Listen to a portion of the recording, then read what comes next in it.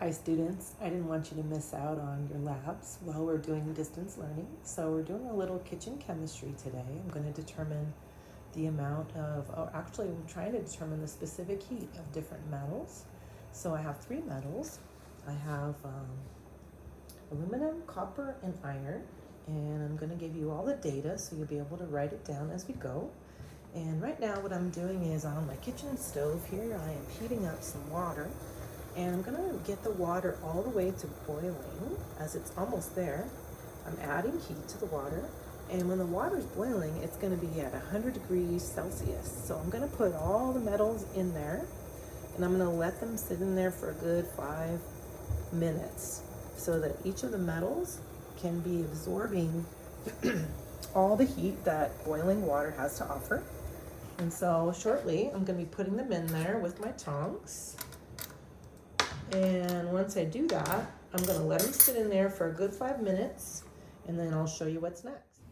First, you're gonna record the mass of each metal in your data table.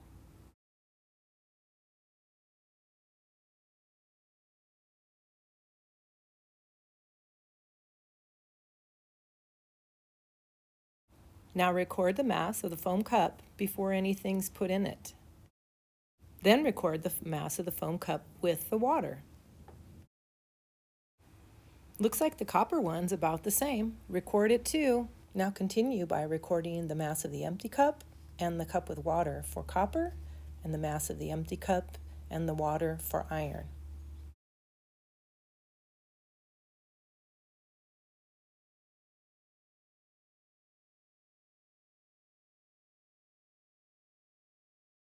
These are the initial temperatures for all three metals. Make sure you record those in your data table as well.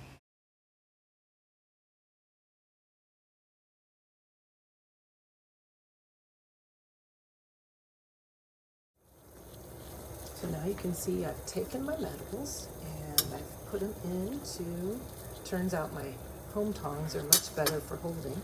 I've put them into the boiling water, which was just below 100 according to my thermometer, and I'm leaving them in there for 5 minutes, and then I'm going to transfer that energy to a cup and find out how much heat they're able to transfer.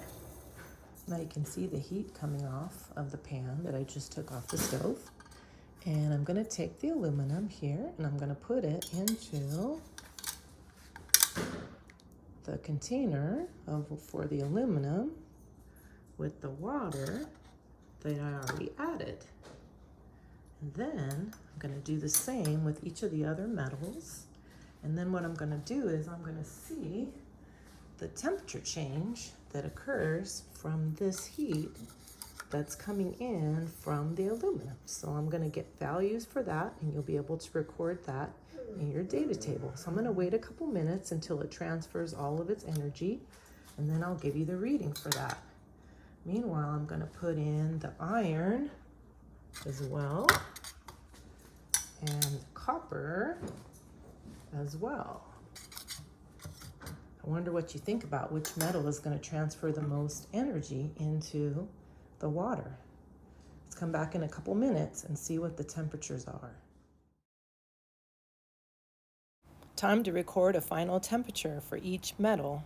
Aluminum first, then copper, and your last one is going to be the iron.